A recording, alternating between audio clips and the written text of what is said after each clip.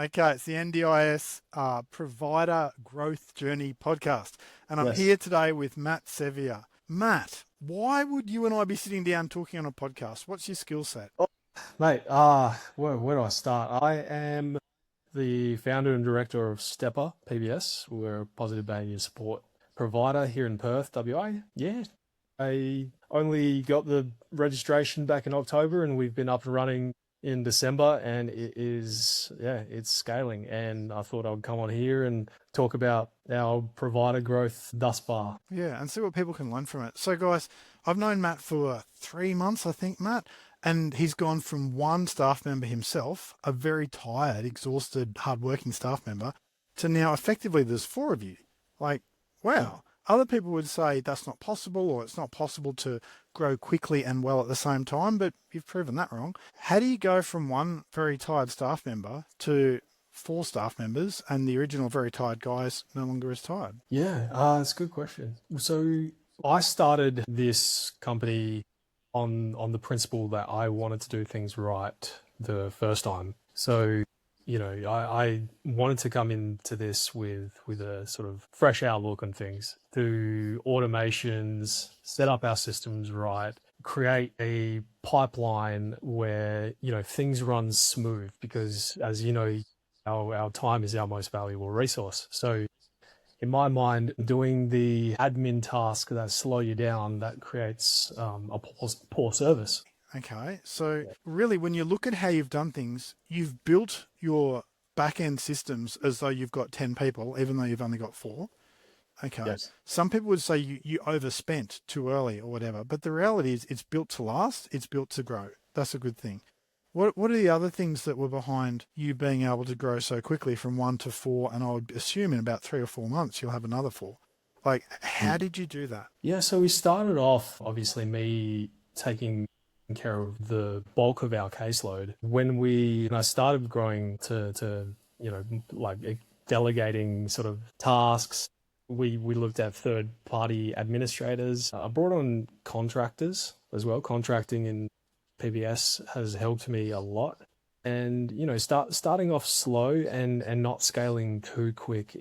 I think that's been the biggest win that we've had, because it's easy to be a provider where you just take referrals after referrals after referrals, but you might not be ready to do that. And so yeah, we sort of set myself a cap, and I was like, this is where we're going to sit until we get our feet on the ground, and just make sure that everything's running smoothly before we scale, before we expand. So yeah, and trying to keep as much choice and control as well, throughout the whole process, making sure like our practice and the quality of our output remains the same and doesn't diminish the more we scale. So that was like a really important thing to me, because coming into the NDIS as a new provider, obviously this is my first time starting a provider, so I didn't really know what to expect. So I thought, look, if we can keep the quality and keep our output the same while scaling, that's a good thing. But yeah, it was all about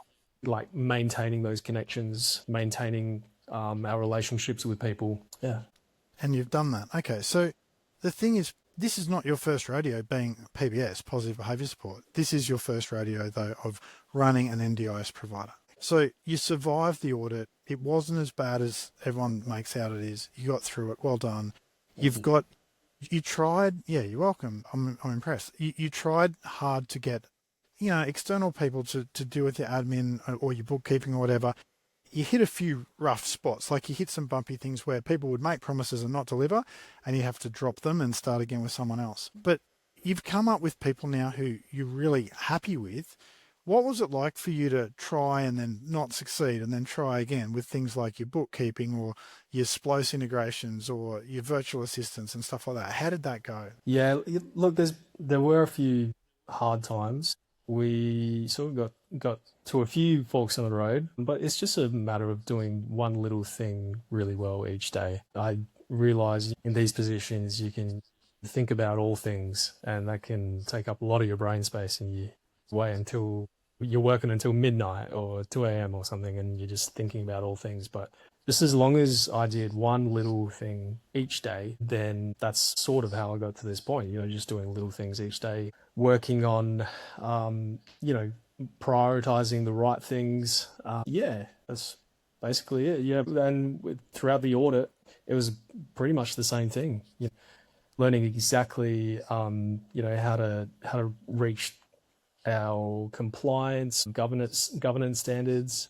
Yeah, setting up our systems. It was all one little thing at a day. Okay, so I'm hearing you say you set one goal a day, like one thing that needs to get achieved each day, on top Yeah. of the fact that you're dealing with your caseload and all your day-to-day stuff. And if you take one step forward after a year, that's 365 steps. Well done. Hopefully you're not working all of those days. So like just well done. That's good because that avoids the overwhelm. A lot of times when I'm talking to directors in the first, say, year or so of what they do, they're very overwhelmed because they think everything has to be done.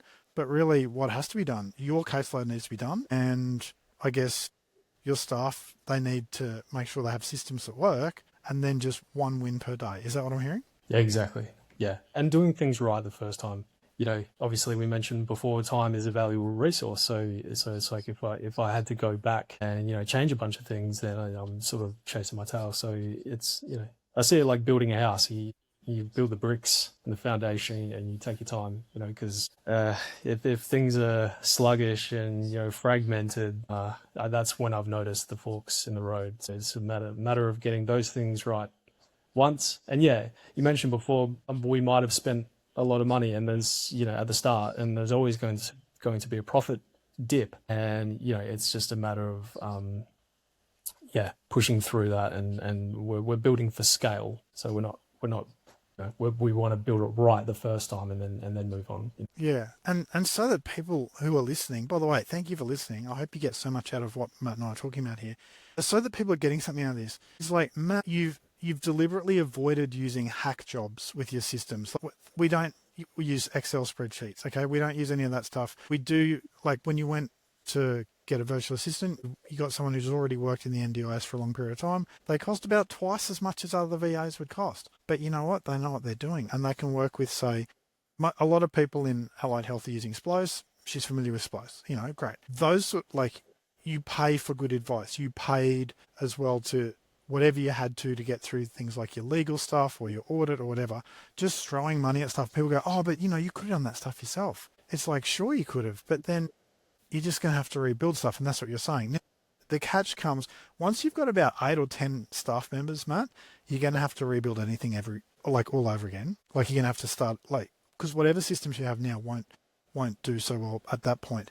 But most people they're not even thinking a few people ahead. For you, you've got all this space to grow before you have to rebuild. Does that make sense? Yeah, that's right. Yeah. And Okay. the thing that I'm mainly building right now is like a good experience. So with us, the referral comes through, you're reached out to straight away because internally we have those notifications and we have those systems ready to go. So we've got our automated email where once we've gone through triage and, it's the referrals, accepted, waitlist, everything, you get an automated email and you get either a link to, start an online meeting or, a link to book a, onboarding administrator or a practitioner, someone to come out in person.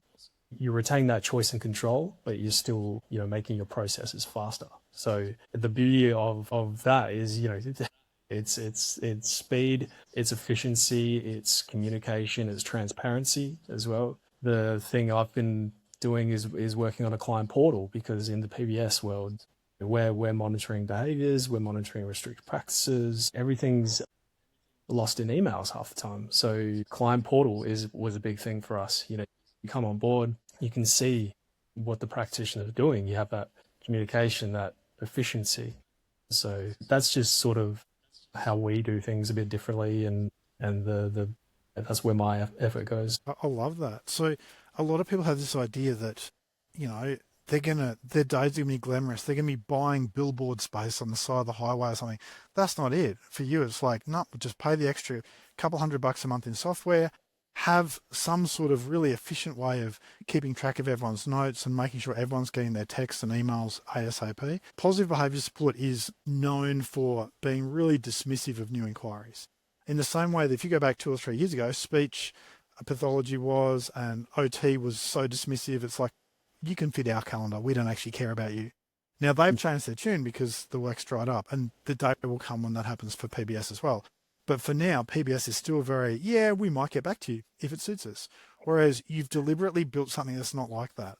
So how does that feel? Like to know that, you're building something, it costs you more, the communication's better, the experience is going to be better, the trust is going to be there straight away, but it is more costly, and you are spending a lot of time building it. Like, how's that feel? Yeah, it keeps me busy.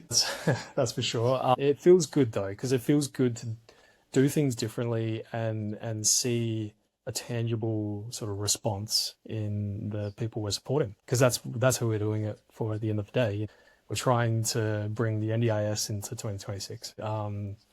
It feels good to sort of give a fresh sort of outlook on PBS. But in terms of building the systems, and I've learned a ton along the way, and that's gold for me, and I'm always learning, and that's the best part about running a provider. You're always learning, you're always meeting new people. Yeah, always just refining what we do. So it's built me personally and as a practitioner as well. Yeah, awesome.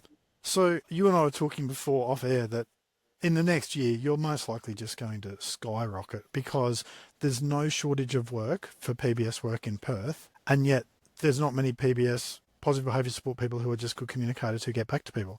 So, wow, that puts you in your own niche, a PBS person with social skills.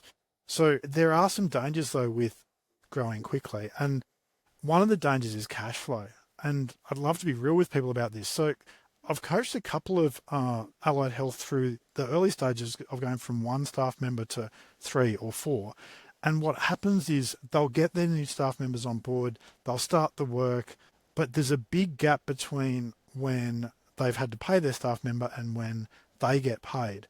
Unless you've got, say in the early days, at least say 20, 25K in your account, you're going to watch your bank balance go precariously low. So then at month 3 or 4 after that moment, you're flying, you're in a great spot. And then you're like, oh, let's do it again. And the same process happens. But at that point, you probably want to have about 40K in your bank account before you take on more.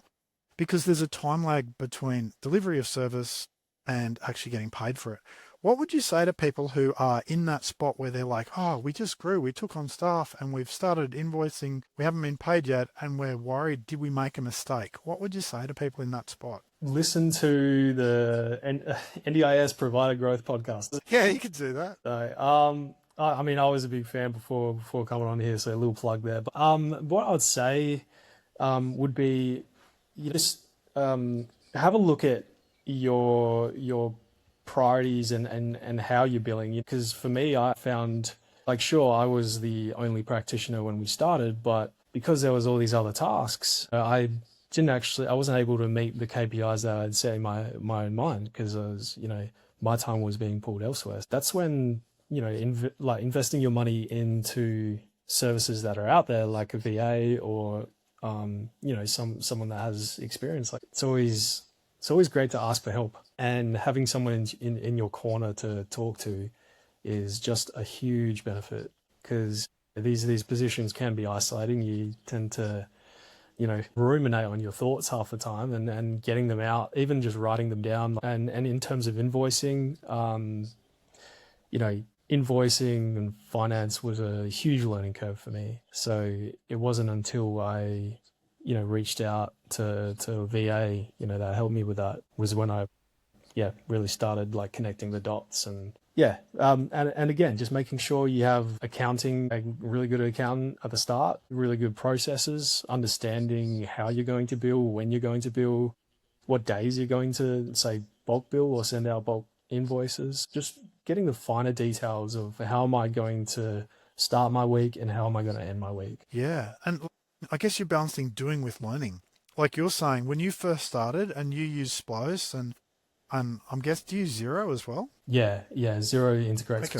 So it's great. Yeah, got it. Okay, so you've got your Sploce, you've got Xero. For someone who used to be an employee, now you're an employer, and here we are learning 2 systems. And then on top of that, you've probably got at least a dozen other software systems. So you're learning stuff, you're doing stuff, and you're keeping the day-to-day going, and then you're just hoping you don't get sick. pretty much, because like at the moment the business is built on you as opposed to, you know, it'll get to a point probably in a month or two, I imagine, at your scale, that the business is built on the business, not you. And it can be nerve wracking, and people lose their nerve and they go, I wish I'd never done this. But it's like at those moments, they're remembering the easy bits of like the regular paycheck and stuff. They're not remembering the crappy bits of working for someone else, you know? How have you gone in terms of time? When you first started, your time was maxed out in this, and that's changed. Can you talk us through the sort of skills you've learned along the way, or the ways you've learned to handle your time? Because there was a season where you were really wearing out. What can people learn from you there? Great question. Yeah, what can people learn from me? What not to do would be a good one. You know, I started and Yeah, sure. as you said, I was flat out. You know, I was trying to do all things at once, but it wasn't until I started. You know, just you can delegate your time. You can pay more attention on the process itself. Like you mentioned before with Zero and Splows, you know, we use Zero and Splows because it natively integrates with each other. So native integrations are an amazing thing. You know, Slack has helped. So, you know, that integrates with Google Workspace, just creating that little integration environment there. You know, you can have your task manager, everything set up in Slack. If you set up, you know, your internal structure really well, everyone can communicate with each other, and you can see when an incident report is created. You can see when anything's put in the task manager. Like that helped a lot. But I guess in terms of my own time, it just taking a moment to have my own weekends as well was a big thing. Because if you know, if I'm working past 5 p.m., if I'm staying up until midnight or working on the weekends, not having my own life, I'm not going to be any good to anyone. Especially the culture in our you know, small team that we've created. You're not going to be any good. You're going to burn out. Yeah. So having my own personal time, and that comes into, you know, having time for my partner as well. Just everything outside of business. Take care of that. Take care of yourself. It gets better. Yeah, good on you. And it is a process. And as you're mentioning all these different software systems and stuff, people are like, hold on, but you know, it must be too hard to work in Matt's team because you've got all this software. It's like, no, Matt knows how to use all this. His staff members only needs to know how to use one or two or three of those systems. And they like those systems because it saves them time, you know. You were doing huge weeks. If you go back, like, say 2-3 months, you were basically doing 60-hour work weeks every week. But that's not you now. Now you're back into the world of sane and sensible, and you're in control of it. What have you stopped doing? One of the things that you're saying you have done is you've built systems that do the work that you have to do all this manual work. But what have you, and you've also said that you've staffed, you know, like you've got the VA who's dealing with the emails and stuff like that. What have you stopped doing so that you can get your life back? What I stopped doing was scattering ourselves everywhere in tons of little places. We didn't really have any SOPs at the start, you know, because it was myself. I didn't have enough time. I knew how things run, but the difference is when you bring other people on to help you out and to work as practitioners as well, you know, having SOPs and say Loom's a great service. You do one video on this is how, you know, say you do a form in Slack, /form, or say in Sploce, you can send out an automated email and it has forms and then it creates them and this is where they live. You make one video and it's done. And then we have a SOPs channel in Slack and people can just see it and it's always going to be there, you know. By the way, Matt, just for people who aren't familiar with the terminology, SOPs is standard operating procedure. So what Matt's done there is he's given his staff, here's the steps to do this, here's the steps to do that. And he's used Loom to make the video, which is usually just a 1 or 2 minute video of him screen sharing how to use the software or whatever so that they've got it. They don't have to think hard. They don't have to go searching, especially they don't have to phone you and ask how to do it. Awesome. What else? What have I stopped doing? Yeah, what have you stopped doing? Because you need to get your life back. Yeah, I mean, weekends was a big one. Stopped working on weekends. I mean, I do sometimes work on weekends. You know, you still make yourself available. You're still, you know, in this position, like you have to run the provider, but just any free time, you can get for your own life, say gym, yeah, stuff like that, just, I mean, it's a really good question. What have I stopped doing? To be honest, to be fully transparent, I stopped catering to the needs of, the well, I guess the expectations that tend to get put on you as a provider. There's a lot of, you're always going to need to be somewhere. You're always not going to need to be doing something for someone else. But it's prioritizing and saying, hey, look, I'm running this. I'm sitting at the helm. I need to have this priority because it's going to benefit the whole thing. It's going to benefit the every single client or participant we have. What you're saying so good. And I do this too. Like before we jumped on this, I thought I could put in 5 minutes prep time and think through some of the questions I'll ask Matt, or I could respond to this email from someone who was a client of mine 2 years ago, who's now making a request of me now that I don't even work for him. I'm like, I'll deal with that email tomorrow or the next day because my priority is the hundreds of people who listen to this podcast. And what you're saying is like, you've set out the priorities according to what should be the priorities, not the needy support coordinator who was disorganized and suddenly they want their emergency to be your emergency. Is that what I'm hearing? Well, basically, yeah. I mean, it's a reality of life. You're going to upset a few people along the way. And it's just how we manage conflict and how we retain relationships, but also stand our ground when it comes to like, hey, I need to be running this provider myself, because we're improving the quality overall. And profit is a taboo subject. Scaling is a taboo subject when you're talking about supporting people. But if every single coordinator, anyone that has some expectations of how we should be running things, it's like if we gave into that every single time, our quality would be dropping for everyone. So it's a matter of sticking your heels in the ground and being like, this is how we do things. So I love it because a lot of people have this need to people please. Most high achievers, and let's be real, in your industry, you're a high achiever. Okay, you've spent years doing positive behavior support and now you're doing it for yourself and now you're leading others. In so many ways, you're a high achiever. High achievers tend to be people pleasers because we're used to being affirmed for saving the day, helping someone, solving someone's problems.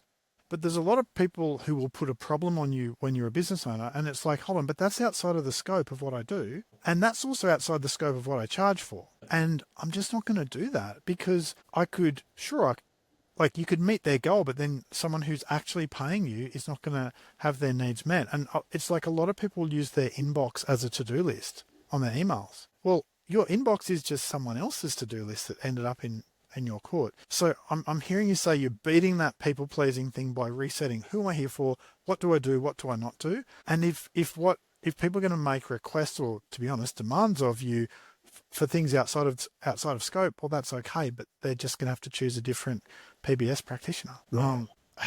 How did you develop that skill set and that mindset? Because you wouldn't have had that a couple of months ago because you didn't need it. Yeah. Well, I mean, it was quite a steep learning curve for leadership because it's not something that it's something you have to go through to understand it. And I guess in the world of PBS, this is relevant as well.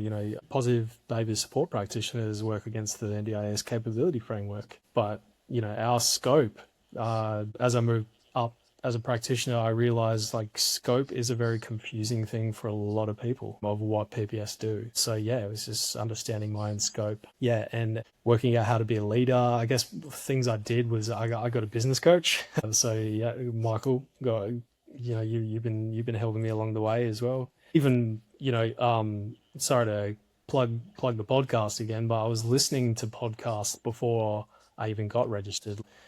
Before I even made the decision to do this, I was listening to NDIS podcasts, familiarizing myself with the NDIS, how to become a better practitioner before I can, move into, say, proficient or core or anything like that. Like just LinkedIn, even LinkedIn. saying hello to people, saying g'day, and then not feeling worried about reaching out to a director or someone, just having a chat with people, not coming into things, sort of desperate or, needing something, or we call that Machiavellianism, using people as a means to an end. Just reaching out to people, having a genuine conversation, like, hey, like, how do you find this? How do you, just stuff like that. Just really, if you love the sector we're in, you will naturally, in your spare time, go out and seek things. Yeah, good work. And I mean, all the time you spent on that, whether it was on getting coached or whether it was just learning from podcasts. I think there's like 50 of these podcasts episodes that people could learn from. It's like all that stuff pays off because it's like you're planting an hour of your time here, but you're going to harvest 50 hours in savings of time later. But it's a hard thing to get your mind around, because when you're used to working for dollars for hours, like most employers are, you're not thinking about, I'm here to build. Like something that worries me, Matt, is there's about a 4-hour training that I need to do that I've been wanting to do for 3 weeks, haven't done it yet. And I looked at myself today in the mirror and went, what, Michael? You have not invested 4 hours in yourself in 3 weeks. What's wrong with you? But I mean, those are the decisions you make so that in a year or two, life is easier. Matt, hats off to you.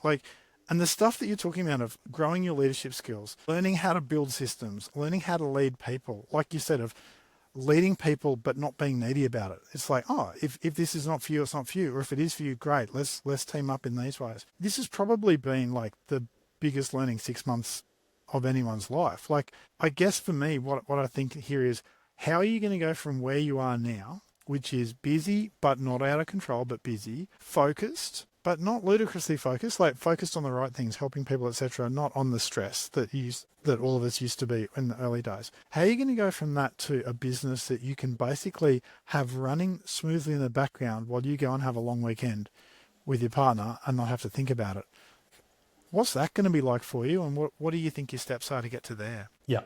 So there's 3 buckets. Well, there's probably more than 3 buckets, but there's the usual marketing. Investing time into marketing is huge. There's such returns in marketing, and even things like YouTube's how to do a Google search campaign for Google Ads. Just teaching yourself sort of little things along the way, so you can at least sit at the table and have a conversation about these things when you do bring in someone to marketing, or But the important thing for me is being different as well, sort of like having our own sort of feel, our own way about doing things, bringing sort of a new breath of life into PBS. Because unfortunately, I've seen a few providers in my time that it's like, how did they even get registered with NDIS? So it's like, I want to come in here and make sure that the people that are on board with us have someone in their circle, have someone in their corner. So